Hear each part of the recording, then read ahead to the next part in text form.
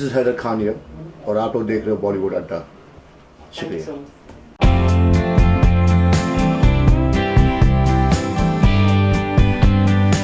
थोड़ा कुछ बताइए और किस तरह की फिल्म होने वाली है, क्या प्रिपरेशन की है अपने किरदार को लेकर, वो हमारी ऑडियंस को थोड़ा कुछ बताइए।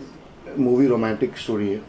मैं एक romantic hero of course play कर रहा हूँ, जैसा पोस्टर बताता है आपको। और ये कैरेक्टर ऐसा है कि बहुत ही मासूम, बहुत ही इनोसेंट है, जिसे अपनी ज़िंदगी में कभी मोहब्बत नहीं मिली कोई औरत से, और मोहब्बत की तलाश है उसे, लेकिन लड़कियां उसे भाव नहीं देती, उसे पसंद नहीं करती। और किस तरीके से इस लड़की से उसकी मुलाकात होती है, और बड़ी एक्सीडेंटली मुलाकात होती है उस लड़की के साथ में, और किस तरीके से वहाँ से कहानी शुरू होती है। तो ये कहानी है, ये मूवी है। इसकी प्रिपरेशन करने की इतनी ज़रूरत नहीं पड़ी, क्योंकि जो हमारे डायरेक्टर राजा साहब हैं, इन्होंने अपने कैरेक्टर्स की ट्रेनिंग जो थी मूवी से पहले करना शुरू कर दी थी। क्लासेस शुरू हो गई थी उसकी, और किस तरीके से इस किरदार को बिहेव करना चाहिए कैमरा के सामने, वो हम मेंटली प्रिपेयर होके रेडी थे मलेशिया में जब शूट कर रहे थे। फाइनली फिल्म सबके सामने आने वाली है, तो कोई नर्वसनेस, एक्साइटमेंट है? नर्वसनेस है कि पहली बार देख रहा हूँ अपने आप को इतने बड़े पर्दे पे, और एक्साइटमेंट है सोच के कि क्या होने वाला है, क्या नतीजा निकलने वाला है। तो ऑफकोर्स तो होता ही है जी। पोस्टर में हमने देखा कि काफी रोमांटिक साइड दिखाई दे रहा है आपका, लेकिन फेस नहीं दिखाई दे रहा है, क्या क्या रीजन है इसके पीछे? क्योंकि हमने जितने भी यहाँ पर पोस्टर्स जी जी बिल्कुल बिल्कुल सही। क्या है कि जिस तरीके से अभी आपको जो मैं नज़र आ रहा हूँ वो अलग नज़र आ रहा हूँ इस पोस्टर पे, मतलब जहाँ मैं नज़र नहीं आ रहा हूँ अभी फ़िलहाल, लेकिन मूवी में अलग नज़र आ रहा हूँ, क्योंकि किस तरीके से मुझे अपने आप को मुझे वेट लूज़ करना पड़ा, और उस कैरेक्टर के लिए मुझे बहुत सारी चीज़ें, जैसे मैंने कहा था कि ट्रेनिंग चल रही थी, वेट रिड्यूस करना पड़ा, बॉडी लैंग्वेज अलग थी, मासूम कैरेक्टर है, हीरोज़ है, मैं नहीं उसमें, काफ़ी कुछ चेंजेस थे। इसकी वजह से शायद से डायरेक्टर साहब ने और प्रोड्यूसर ने ये डिसाइड किया हो कि ये स्ट्रैटेजी हम प्लान करेंगे कि जब हैदर नज़र आए तो अलग नज़र आए और लोग पसंद करें उसे, उस कैरेक्टर में। इसके अलावा सदा भी है फिल्म में, तो उनके साथ काम करने का एक्सपीरियंस कैसा रहा? और वो साउथ की सेंसेशन है, तो बिल्कुल बिल्कुल बिल्कुल बहुत ही मज़ा है उनके साथ काम करने, बहुत कुछ सीखने मिला, और बहुत ही अच्छी कलाकार है वो। मेरी ख्वाहिश, मेरा तमन्ना है कि आगे जाके मैं उनके साथ काम करूँ। इसके अलावा आमिर खान से किस तरह की टिप ली है आपने? वैसे कोई टिप नहीं ली, और ना मेरी मुलाकात हुई इस सिलसिले में उनसे। तो कभी कोई किरदार को अगर साइन करते हैं तो सबसे पहले किसकी इजाज़त लेते हैं, किससे डिस्कस करते हैं? मेरा अब्बू जो गुजर गए अभी, मेरा अब्बू जो मैं अब्बू जान से हमेशा पूछ के पिक्चर साइन करना पसंद करता था, और मेरे अब्बू ने फिल्म देखी थी दिल तो दीवाना, जो आज हमारे बीच में नहीं है, लेकिन उनकी दुआएं हैं, और उन्होंने जो ये फिल्म देखी थी उनको बहुत पसंद आई। इसके अलावा इमोशनल भी हुए होंगे काफ़ी बार, क्योंकि डैडी ने आपकी फिल्म देखी थी, उनको पसंद आई थी, तो हाँ, कितना इमोशनल मोमेंट था आपके लिए? मेरे तो हर टाइम जब भी अब्बू को याद करता हूँ तो इमोशंस आते ही है, कि उनका सपना था कि हैदर स्टार बने, उनका सपना था कि वो मुझे लॉन्च करे, और आज जो भी मैं हूँ, आज जहाँ भी मैं पहुँचा हूँ, शायद से सुपरस्टार नहीं हूँ, लेकिन आज एटलीस्ट मैं आप जैसे अच्छे लोगों के साथ में इंटरव्यू दे रहा हूँ, वो सब अब्बू की दुआएं और अब्बू की वजह से रही है। इसके अलावा भविष्य में कभी हम आमिर खान के साथ देख पाएंगे आपको कोई बड़ी फिल्म के? मेरा उनके साथ में कोई कनेक्शन नहीं है, और क्यों किसी के कंधे पे बंदूक चलाऊँ मैं, और क्यों कहूँ कि ये उनका साथ आएगा। वो उनका बड़प्पन है माशाल्लाह कि उनका नाम लिया जाता है और कुछ कहते नहीं है, लेकिन मेरे हिसाब से तो ऐसा कुछ नहीं है। इसके अलावा पहली फिल्म में रोमांटिक जॉनर से आप एंट्री करने वाले हो, ऐसा कोई जॉनर है जिसमें आप खुद को एक्सप्लोर करना चाहते हैं? जैसे एक्शन हो गया, अभी का डांस जॉनर हो गया, तो ऐसा कोई जॉनर? अभी फिलहाल तो सच कहूँ कि मैं सिर्फ दिल तो दीवाना पे फोकस कर रहा हूँ, और ये मूवी रिलीज़, और जैसे 2022 डिसाइड की गई, जैसे मूवी रिलीज़ होती है और उसका जो नतीजा निकलेगा उसके बाद ही कुछ कह सकूँ, कुछ बता सकूँगा, आपको इस सवाल का जवाब दे सकूँ। इसके अलावा आपकी और सदा की केमिस्ट्री की बात करें तो फिल्म के दौरान किस तरह की केमिस्ट्री रही सदा के साथ? जैसे मैंने कहा कि बहुत ही बेहतरीन कलाकार है वो, और उनके लिए उतनी मुश्किल नहीं थी जितनी मुश्किल मेरे लिए थी, क्योंकि मैं पहली बार कैमरा फेस कर रहा था, तो उनका साथ अच्छा था। जैसे आपको कोई अच्छा कलाकार सामने मिलता है तो आप भी उसी तरीके से परफॉर्म करते हो। ऑफ कोर्स बड़ा, जैसे मैंने कहा, बहुत ही अच्छा एक्सपीरियंस था मुझे उनके काम करने में। और राजा जी भी काफ़ी उम्दा डायरेक्टर है, तो उनके साथ बहुत ही बेहतरीन डायरेक्टर है। और मैं कहूँगा कि आज जो भी परफॉर्मेंस आप देखोगे, जो भी आप मुझे देखोगे राजा के रूप में, जैसा नाम है मेरे फिल्म में राजा करके, तो वो सब पूरा क्रेडिट राजा जी को जाता है। और यकीन कीजिए, दिल का अरमान है कि मैं आगे जाकर उनके साथ में और फिल्में करूं और सीखूं उनसे। तो आपकी लाइफ में कभी ऐसा, रियल लाइफ में कभी हुआ कि आपका दिल किसी के लिए दीवाना हुआ हो? अगर कोई ऐसा कोई किस्सा शेयर करना चाहे। नहीं, वैसा तो आज तक तो नहीं हुआ, लेकिन दुआ कीजिए आप लोग कुछ हो ऐसा कुछ। अच्छा, ऑडियंस से क्या कहना चाहेंगे फिल्म के बारे में? कब तक आने वाली है सामने? प्लीज़ आइए और दिल तो दीवाना देखिए। हमने बहुत मेहनत की है इस फिल्म पे। ऑफ कोर्स हर कोई अपनी फिल्म को बहुत चाहता है, हम भी अपनी फिल्म को बहुत चाहते हैं, लेकिन एक वादा है आप लोगों से, जब आप देखने आओगे आप निराश नहीं होगे। इसलिए नहीं क्योंकि मेरी फिल्म है, इसलिए कि ये आम लोगों को भी कनेक्ट करेगी, आपके साथ कनेक्ट करेगी फिल्म। प्लीज़ आएगा और देखिएगा। शुक्रिया। Thank you so much, all the best. Thank you sir, सबसे पहले तो दिल तो है दीवाना, क्या कहना चाहेंगे, किस तरह की फिल्म होने वाली है? दिल दीवाना है एक ऐसी फिल्म है जो विदेशों में बसे हिंदुस्तानी परिवारों के आपसी मतभेद की कहानी है, जिसमें माँ बाप एक साइड पर हैं और बच्चे एक साइड पर हैं।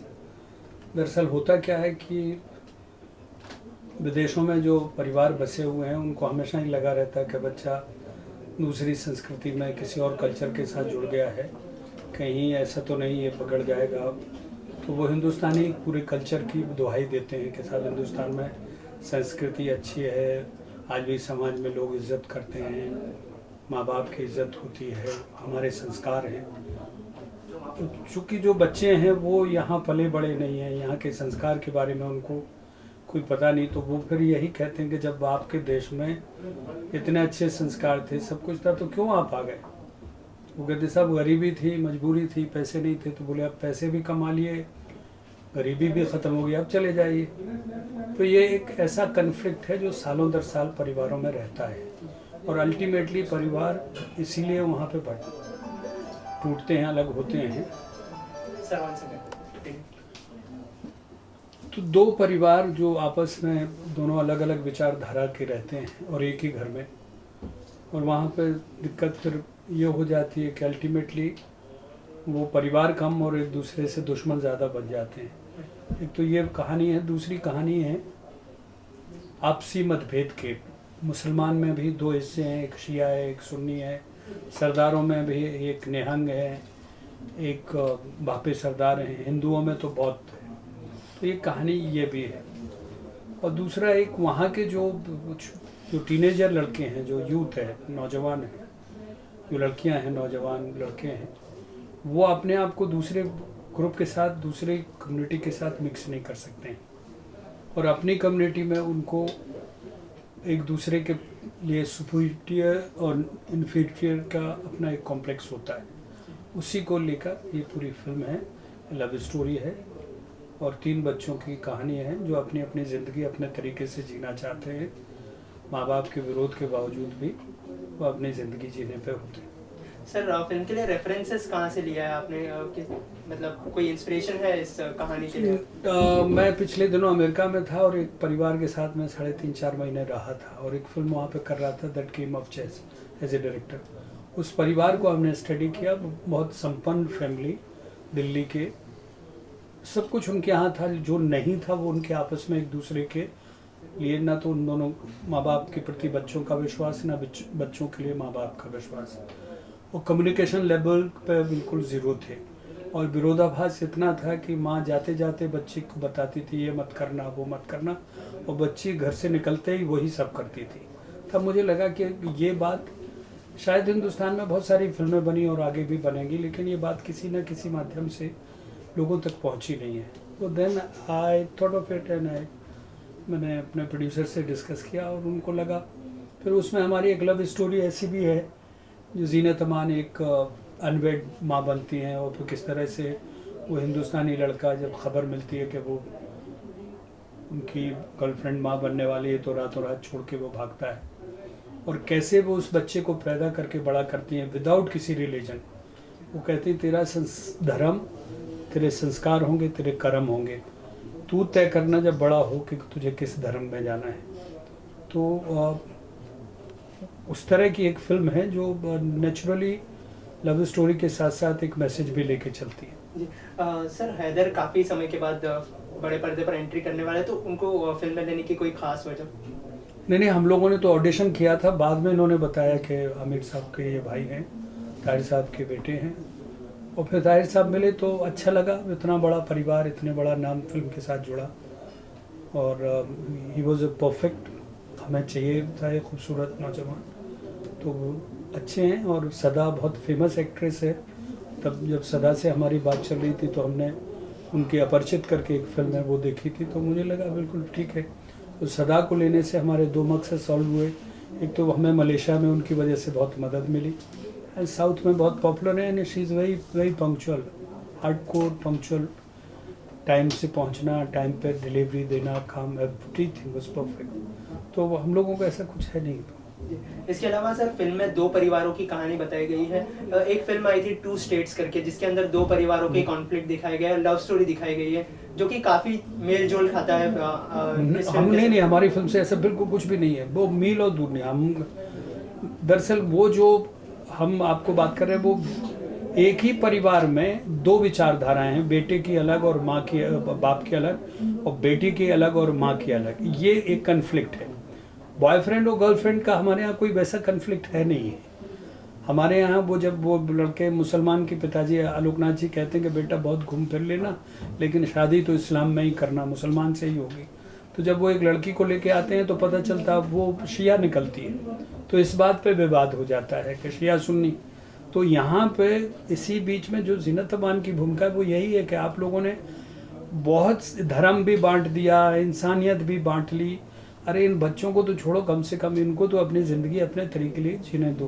तो हम लोगों का उस तरह का नहीं है। वो दूसरी 2 स्टेट्स वो चेतन भगत के उपन्यास पर थी।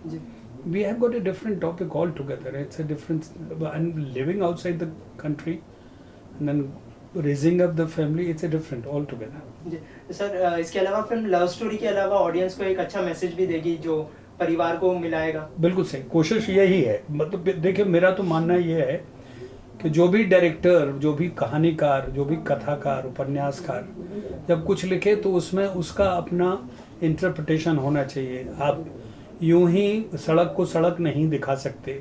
सड़क कहाँ पहुंच रही है, कितने मोड़ हैं, और इस मोड़ पर पहुंच के मंजिल उस सड़क की क्या है। मैं उस स्कूल से बिलोंग करता हूं। 2-4 फिल्में जो भी बनाई, जितने भी थिएटर में प्ले किए और सीरियल बनाए हैं, सब में कहीं ना कहीं एक निश्चित तौर पर मेरी अपनी एक इंटरप्रिटेशन है, और उसके बगैर मुझे नहीं लगता है कि आप करोड़ों रुपए खर्च करके यूं ही बेईमानी की बात करके निकल जाए। सर, इसके अलावा कोई अपकमिंग प्रोजेक्ट, कोई ऐसा कोई जॉनर है जिसमें आप खुद को एक्सप्लोर करना चाहते हैं? अभी एक फिल्म एलेक्स हिंदुस्तानी कंप्लीट की है, जिसमें टॉम ऑल्टर, कुलभूषण खरबंदा, ओम पुरी, नसीरुद्दीन शाह। 19 से 27 की कहानी है, ट्रू स्टोरी। एक ब्रिटिश लड़के में और हिंदुस्तानी लड़की की किस तरह मोहब्बत होती है और किस तरह वो अपने देश के खिलाफ ही यहाँ लड़ता है आज़ादी के लिए। और एक फिल्म सनी देओल के साथ प्लान्ड है नवंबर-दिसंबर में, वो भी अलग है। तो मेरी कोशिश है कि देखिए, सिनेमा तो सब लोग कर रहे हैं, लेकिन अगर 2-4 फिल्में ठीक ठाक मिल गई और बना लिया तो कम से कम सिनेमा में एक आपकी हाजिरी दर्ज हो जाएगी। That's all. Thank you so much. Thank you.